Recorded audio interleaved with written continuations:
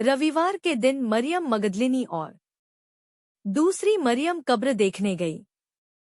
अचानक एक भूचाल आया और परमेश्वर का दूत स्वर्ग से उतर आया। उसने पत्थर को लुढ़काया और उस पर बैठ गया। स्वर्गदूत बिजली के समान प्रकाशमय था और उसके वस्त्र बर्फ के समान सफेद थे। पहरेदार भय से कांप उठे और गिर पड़े, मानो मर गए हों। स्वर्गदूत ने स्त्रियों से कहा, डरो मत। मैं जानता हूं कि तुम यीशु को ढूंढ रही हो, जिसे क्रूस पर लटकाया गया था। वह यहाँ नहीं है। परमेश्वर ने उसे जीवित कर दिया है। वे कब्र से लौटीं। उन्होंने ये सब बातें 11 चेलों और यीशु के अन्य अनुयायियों को डोट बताईं। चेलों ने सोचा कि जो कुछ स्त्रियों ने कहा वह संभव नहीं हो सकता, इसलिए उन्होंने स्त्रियों पर विश्वास नहीं किया। पतरस और यूहन्ना का कब्र पर जाना। फिर पतरस और यूहन्ना कब्र की ओर दौड़े। यूहन्ना पतरस से तेज दौड़कर कब्र पर पहले पहुंच गया, परंतु वह अंदर नहीं गया। उसके पीछे पतरस वहां पहुंचा। वह सीधा कब्र के भीतर गया।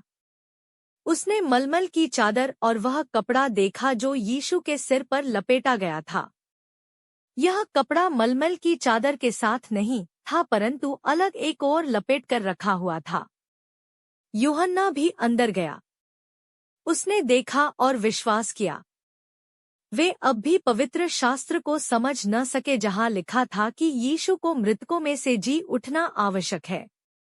फिर चेले अपने घर चले गए। मरियम का आश्चर्य। कुछ समय तक मरियम मगदलिनी कब्र के बाहर खड़ी रोती रही थी।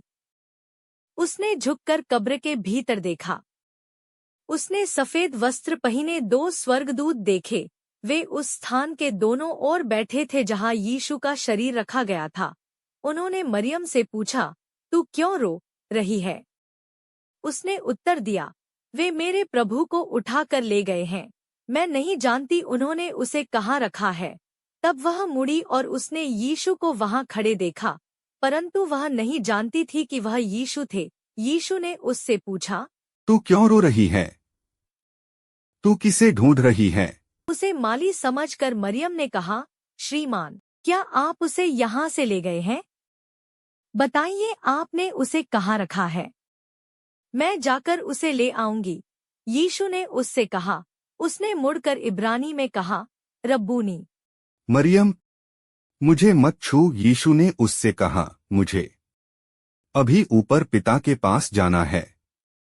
मेरे भाइयों के पास जा और उन्हें बता कि मैं अपने पिता और उनके पिता, अपने परमेश्वर और उनके परमेश्वर के पास ऊपर जा रहा हूँ। अतः मरियम चेलों के पास गई और उन्हें बताया कि उसने प्रभु को देखा है। उसने उन्हें वह सब बताया जो यीशु ने उससे कहा था। इम्माउस के मार्ग पर जिस दिन यीशु मरे हुओं में से जीवित हुए, उनके 2 चेले इम्माउस नाम गांव की ओर जा रहे। वे इन सब घटनाओं के विषय में बातें करते जा रहे थे। यीशु स्वयं वहां आकर उनके साथ चलने लगे। यीशु ने उनसे कहा, तुम किस विषय में बातें कर रहे हो? वे उदास होकर खड़े रह गए। उन में से एक ने, जिसका नाम क्लियोपास था, उनसे कहा, पिछले कुछ दिनों में यरूशलेम में इतना कुछ हुआ। क्या तुम ही अकेले हो जो यह सब नहीं जानते? यीशु ने पूछा, कौन सी बातें? वे सब बातें जो यीशु नासरी के साथ हुईं। उन्होंने उत्तर दिया, वह परमेश्वर की ओर से एक नबी था। सब जानते थे कि उसके सब कार्य और वचन में परमेश्वर की सामर्थ्य उसके साथ थी, परंतु हमारे मुख्य याजकों और शासकों ने उसे क्रूस पर चढ़ा दिया। हमें आशा थी कि वह हम इस्राएलियों को छुटकारा देगा। आज यह घटना हुए 3रा दिन है। हमारे साथ की कुछ स्त्रियों ने हमें आश्चर्य में डाल दिया। आज प्रातःकाल वे कब्र पर गई, परंतु उसके शव को नहीं पाया। वे लौट कर कहने लगी कि 2 स्वर्गदूतों ने उन्हें बताया कि वह जीवित है। हमसे कुछ कब्र पर गए और जैसा स्त्रियों ने कहा था वैसा ही पाया, उसका शव वहां नहीं था। यीशु ने उनसे कहा, तुम कितने निबद्ध हो।